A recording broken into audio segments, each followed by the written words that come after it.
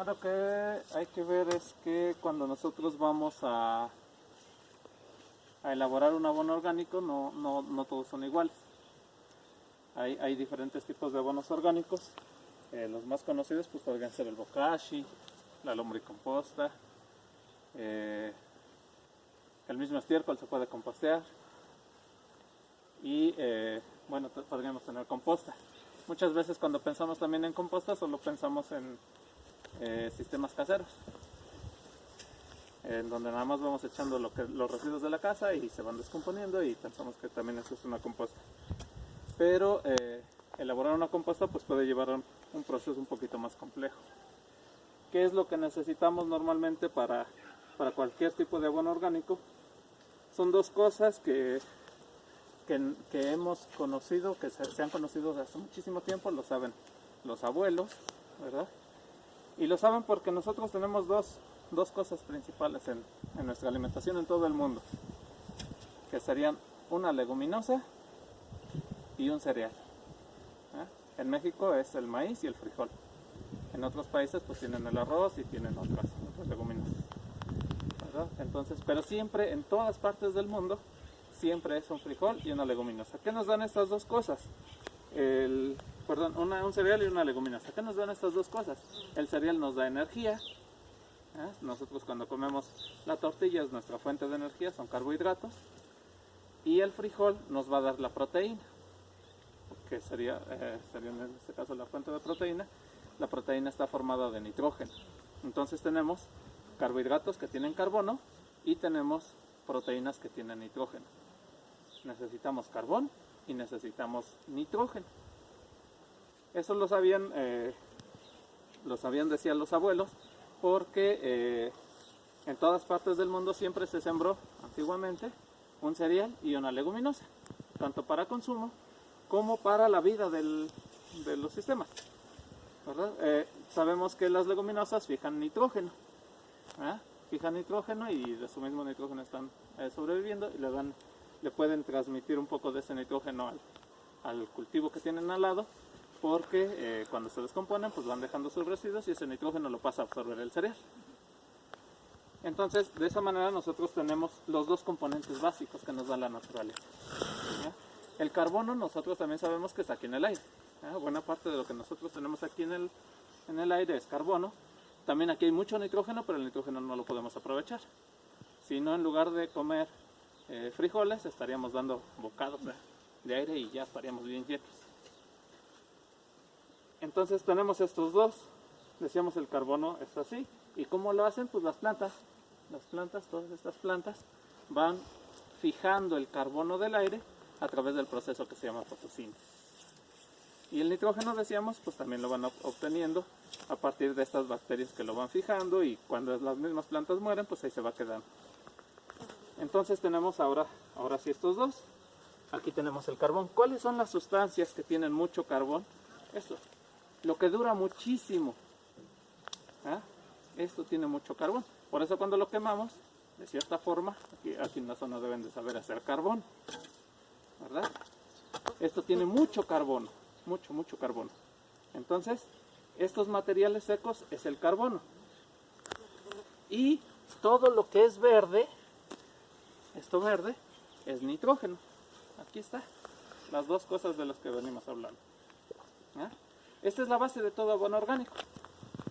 Cuando nosotros hacemos un bokashi, utilizamos el estiércol como fuente de nitrógeno, utilizamos rastrojo molido o algún material que esté fino, ¿verdad? Y esa es nuestra base. Lo activamos aplicándole otras cosas y lo enriquecemos de minerales aplicándole otras cosas. Pero nuestra base es carbono y nitrógeno. También es lo mismo, nada más que lo hacemos que se descomponga muy rápido. Entonces es lo mismo. Ahora lo que nosotros vamos a hacer en este día es una composta. Una composta, pero una composta bien hecha. Lo que nosotros necesitamos es equilibrar esto. El carbono, decíamos, lo va a absorber la planta de la naturaleza, pero el nitrógeno no. Y el nitrógeno así se va a perder. Este nitrógeno que está aquí en este estiércol se está perdiendo hacia el aire. Está pasando a formar parte del aire. Está generando problemas también. Por eso hay que estarlo sacando de los corrales. Y lo único que nosotros vamos a hacer es mezclarlo en una cantidad adecuada con el carbono para que forme sustancias que a nosotros nos sirven. Pero no debemos de pensar únicamente en sustancias. Eso sería una agricultura como se hace convencionalmente con productos químicos. Que solamente estoy pensando en, bueno, para una tonelada de maíz ocupo 29 kilos de nitrógeno. Y si quiero 2 toneladas de maíz necesito, o 30, ¿no? Y necesito 60 kilos de nitrógeno. Y si quiero 3 toneladas son 90 kilos de nitrógeno que la planta tiene que aprovechar. Ese es el otro pensamiento. Lo que nosotros debemos de pensar es que en este puñito que yo aquí agarré, no es completamente tierra, en este puñito que hay aquí, hay más microorganismos que todas las personas que vemos en el planeta. Aquí hay más microorganismos que todos los seres humanos de nuestro planeta. Y estos microorganismos, si yo los pongo a trabajar, ellos van a hacer la chamba. Yo no necesito estar pensando en kilos de nitrógeno, kilos de fósforo, kilos de potasio, porque ellos van a hacer la chamba. En la agricultura química tenemos ese problema, cuando utilizamos químicos. La urea no se puede aprovechar por las plantas si no hay microorganismos,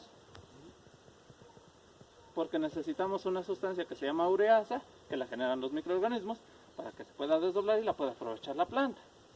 Yo puedo estar echando urea y si maté todo lo que había ahí porque le eché fungicida, y le eché bactericida, y le eché todo lo que me dijeron, mato todos los bichitos que iban a hacer la chamba y la urea se pierde y la planta no la aprovechó.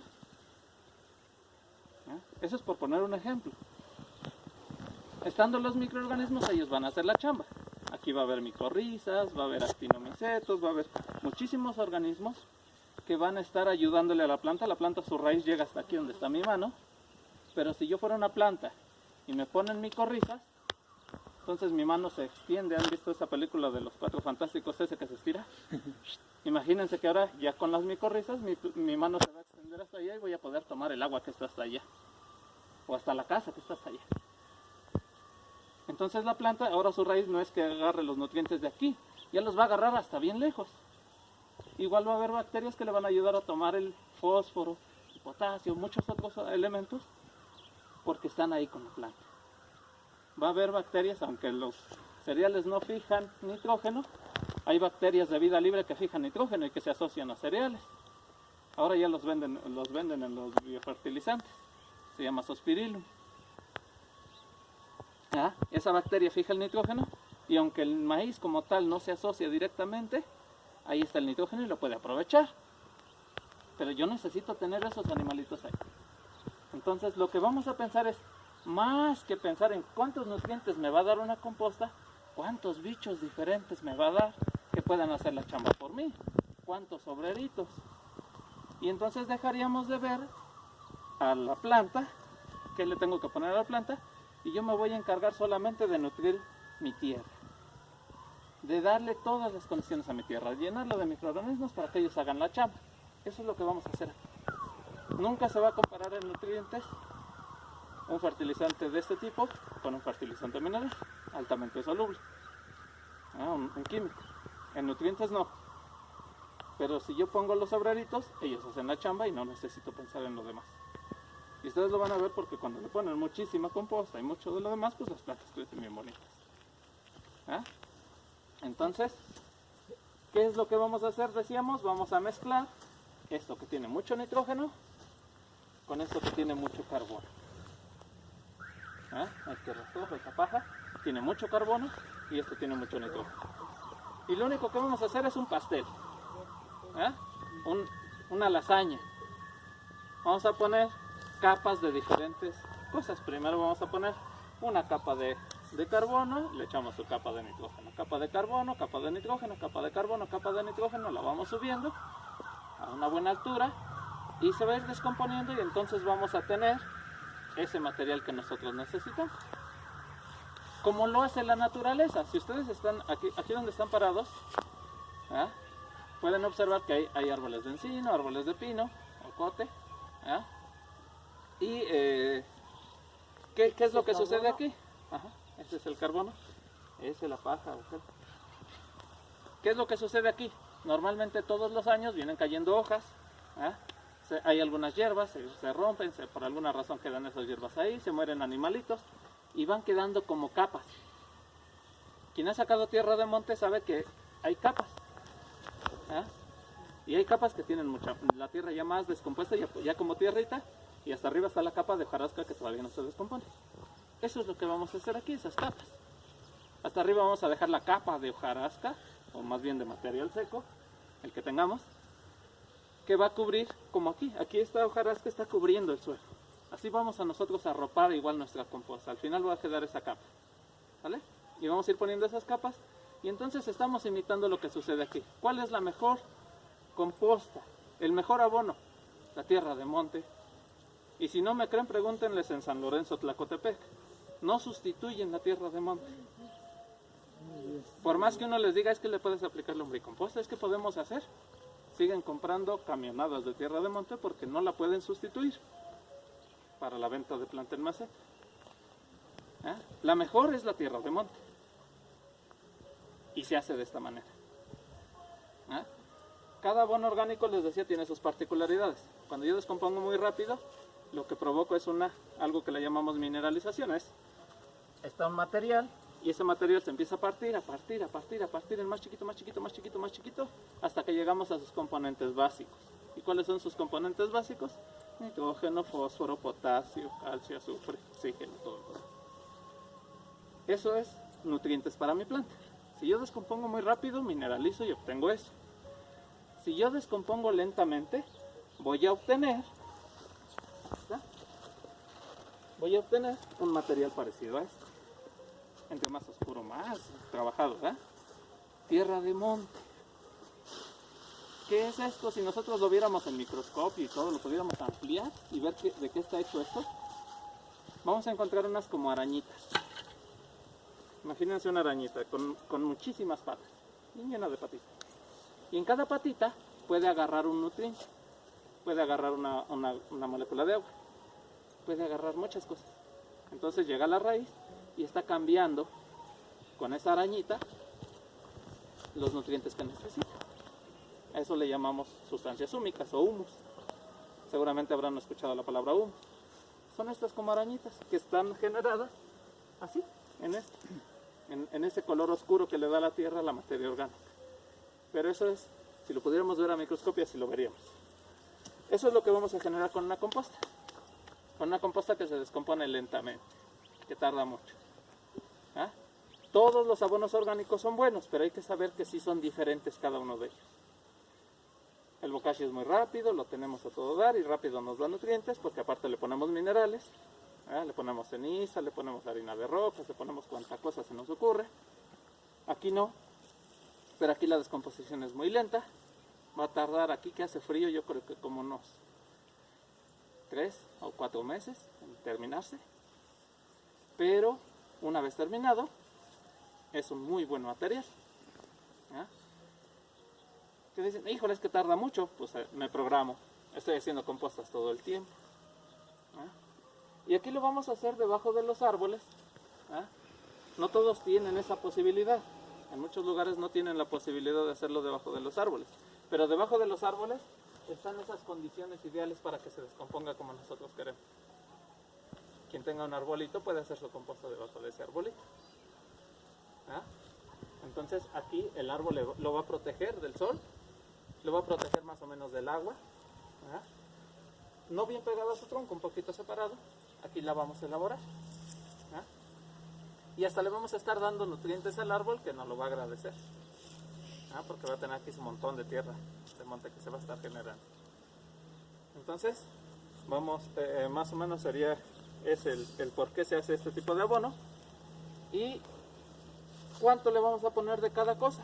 Tengo una pregunta antes de que sí.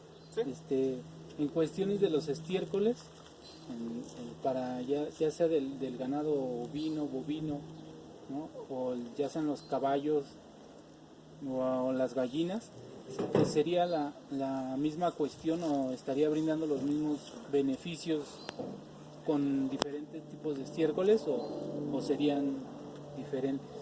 En cuanto a nitrógeno, Hay algunos que tienen un poquito más y un poquito menos. Por ejemplo, el estiércol de cerdo tiene mucho más nitrógeno. El de gallina pudiera tener un poquito más que este, pero también tiene más fósforo el de gallina, en cuanto a nutrientes. En cuanto a microorganismos también cambia. No es lo mismo un rumiante que tiene microorganismos en su panza, un rumiante como las vacas, los borregos, a un animal que es monogástrico, que les dicen los que se dedican a la parte de animales, que va a tener otra flora intestinal diferente, entonces su estiércol trae otro tipo de microorganismos. ¿Yo qué haría? Yo los mezclo para tener más microorganismos, si tuviera diferentes estiércoles. Entonces aprovecho lo que me da la vaca, pero aprovecho lo que me da el otro y aprovecho lo que me da el otro. O sea, se puede combinar todo. Se pueden combinar. Y eso me favorecería, les digo, porque en su panza las vacas tienen unas bacterias y las gallinas tienen otras. Incluso aprovechar el de la lombriz. La lombriz también tiene, o sea, yo podría medio mezclar un poco de lombricomposta como inóculo para que tenga yo otro tipo de microorganismos. Y entonces yo puedo ir guardando de lo que me sobre de algunas compostas y eso para preparar mis inoculadores de composta, que es donde van los microorganismos. Ir apartando 1 o 2 costales, ¿no? Sí, como para hacer más composta. Para seguir. Para saber que yo ahí ya tengo los microorganismos que me están sirviendo. De mi misma tierra, de mi cultivo, ahí hay ciertas bacterias que ya están ahí y que yo puedo tratar de traer a la hora de hacer la composta para que regresen bien fortalecidas. Otra pregunta que tengo. Bueno, nosotros hemos utilizado bokashis para las habas, los cultivos de habas, y hacemos monocultivos donde solo sembramos habas porque se nos dificulta un poco con el maíz, ya que el maíz pues anteriormente o casi siempre utilizamos los herbicidas y sabemos que afectan al cultivo de haba, ¿no? Entonces en cuestión de los bokashis dan buenos resultados, pero ¿por qué cuando se les integra a las parcelas el estiércol fresco, porque surgen ciertos problemas de plagas? Bueno, nos hemos dado cuenta que en la haba, ¿no? Mayormente en la haba. El estiércol fresco genera problemas. Hay que compostearlo. El estiércol fresco ahorita está liberando amoníaco, que es una forma de que se está liberando este estiércol. Si está demasiado mojado, estaría convirtiéndose a metano, se está liberando metano, biogás. Pero además tiene muchísimos organismos ahí creciendo. Ahorita ahí se ven las moscas dejan sus huevos y todo lo demás. Y muchas veces cuando uno pone estiércol directo, aparte de que tiene mucho nitrógeno, que no está estabilizado, pues va a hacer que la planta se enferme mucho más fácil. Las plantas se enferman si yo les pongo urea. Es más fácil que se enfermen, es más fácil que les caiga pulgón, es más fácil que les ataque cualquier plaga.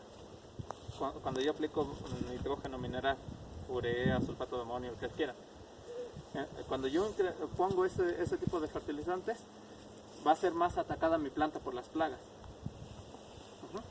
Pero además, el estiércol va a llevar plagas aquí, semillas y plagas, si no lo composteo, en bokashi o en cualquier otro método. Directo genera problemas. Lo ideal es darle un proceso, como este que le vamos a dar. O al menos estarlo mojando y volteando y volteando y volteando, eso sería compostearlo. Que se caliente y conforme se va calentando como si fuera un bokashi, estarlo volteando hasta que ya no calienta y entonces ese estiércol ya está bueno. Porque se va a calentar, ustedes saben que el estiércol se calienta así. Sí. Se llega incluso a prender. En algunos lugares ha pasado que se prende. Sí, bueno, de hecho nosotros pues antes teníamos reses y había más estiércol todavía que con las borregas y pues lo que hacíamos lo juntábamos en la orilla de la milpa y hacíamos un montón grande hasta que ya o sea todo el tiempo de aguas o todo el tiempo que las milpas están sembradas no les poníamos, sino que hasta que se pudriera y hasta que la milpa se desocupara para empezar a pero el estiércol salía muy caliente, caliente, caliente. O sea, Sí. como si estuviera prendiendo adentro. Este de pronto no está calentando porque está muy mojado. Cuando alcance su humedad ideal, va a empezar a calentar. Ajá. Entonces, si está pasado de agua no calienta, aunque sea puro estiércol. Pero si ya alcanzó su humedad, luego va a calentar. Lo mismo pasa con la hierba verde. Quien no tenga estiércol porque no tiene animales, hay muchísima hierba verde. Y la hierba verde es nitrógeno. Ujú.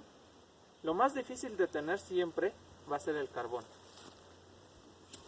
Unos dirán, no, pero en la época de seca no hay verde. Bueno, pudiera ser. Pero lo más difícil es llegar a tener una planta grande que se seque y que nosotros la podamos usar. Aquí juntaron un poco de hoja de árboles que se acumuló seguramente por la erosión. Lo normal que cuando llueve se va y se acumula en las partes donde van los canales. La otra hay que dejársela a los árboles, es de ellos. Pero esta pues ya estaba por allá provocando problemas. Pero lo normal es que nosotros, pues nuestros rastrojos, el rastrojo también se lo damos a los animales. Y es muy difícil llegar a tener rastrojos, siempre andan batallando comprando vacas. Los que tienen animales saben. Para hacer compostos va a ser lo mismo. Si yo quiero hacer compostos, lo más difícil va a ser tener ese material seco. El fresco, material verde fresco, que sería la hierba verde o el estiércol, es un poco más fácil de conseguir en cualquier época del año. Entonces le decíamos, ¿cuánto le vamos a poner? Vamos a poner el doble de material seco que de material verde en volumen. Y le vamos a ir inoculando con esa tierra que tenemos, que ya sabemos que tiene bacterias interesantes y todo. ¿Vale? Entonces, normalmente nosotros vamos a trazar, vamos a pensar en 1 metro cuadrado, 1 metro por 1 metro. Ahí podríamos, si utilizamos botes de esos de 20 litros, 4 botes de material seco, 2 botes de material verde, y si fuera tierra de cultivo sin, así nada más como la agarré, un bote de ese. Como ya sabemos que ya viene mejorado porque no nada más es tierra de cultivo, esto que tenemos de este lado, entonces vamos a usar nada más medio bote, cada capa. Entonces una capa de 4 botes de materia seca, 2 botes de material verde o estiércol, y medio bote de este inóculo que le vamos a llamar, que es tierra ya mejorada, que tiene condiciones, ¿sale? Tierra del monte, ¿no? Parecida a la tierra de monte, ahí va medio mezclado. Ahí tenemos nuestras bacterias. Y así vamos a ir. 4, 2, medio en este caso. Si fuera tierra de cultivo, 1 de tierra. 4, 2, 1, 4, 2, 1, 4, 2, 1, hasta que alcancen más o menos mi altura. Si no alcanzan mi altura, no va a calentar. Y la composta tiene que calentar. En un día rápido va a bajar. Y va a ir bajando. Entonces por eso hay que tener la buena altura para que baje más o menos por aquí. Y a esta altura esté trabajando. 1 metro por 1 metro serían esas cantidades. Como estamos en una zona fría y vienen los vientos y todo, aquí va a estar un poquito protegida, pero normalmente no lo está. No conviene hacer 1 metro, al menos 1,5 metros de ancho, y a lo largo que ustedes guste. Pueden hacer una pila larga de aquí hasta allá, depende de cuánto material tengamos, ¿verdad? Entonces, dependiendo cuánto material tengamos, entonces mido 1,5 metros para que esté un poquito más ancha y se proteja ella misma del frío, y a lo largo lo que yo quiera. Ahorita yo creo que la vamos a hacer de 1,5 metros por 1,5 metros, ¿verdad? Eso sería que vamos a echar, son 1,5 metros por 1,5 metros, son 2.25 metros cuadrados. Vamos a echar 8 y por el 25 le vamos a echar 9 botes de seco, la mitad, 4,5 de fresco, y Tierra. sería ¿cuántos dijimos aquí? 4,5, sí, serían 2, 1,5, ¿va? 1,5 de nuestro inóculo. ¿Vale? Así lo vamos a ir armando. Entonces, ahora que pasamos a la parte práctica, vamos a desocupar ahí para que lo protejan estas ramas que están aquí, que quede debajo de ellas. Vamos a medir 1 metro por 1,5 metros, 1,5 por 1,5 metros. Ponemos unas placas para guiarnos y empezamos a acumular. Normalmente el seco viene seco. ¿verdad? Necesitamos agua. Y normalmente vamos a estar mojando cada que pongamos una capa de seco. Ponemos después la capa de material fresco. Este viene normalmente húmedo. Y aunque fuera hierba, también la hierba se calienta un montón cuando amontonamos un montón grande. Y cuando pongamos el inóculo, otra vez regamos para que esas bacterias que van en esa tierra mejorada que tenemos, bajen hasta el seco. Y las bacterias que puede haber también en el estiércol bajen hasta el seco, porque el que nos interesa pudrir es ese. Este ya es muy fácil. El que nos interesa que se descomponga y se transforme en algo parecido a aquello que tenemos allá, es el material seco. ¿Sale? Entonces así la vamos a armar y después vamos a hacer unas pruebas para ver si calienta o no. En este rato no creo que caliente, pero les voy a enseñar cómo se hace para calentar, para checar temperatura y para checar humedad. ¿Vale? Pues con esa explicación entonces ahora vamos con manos a la obra. ¿Sale?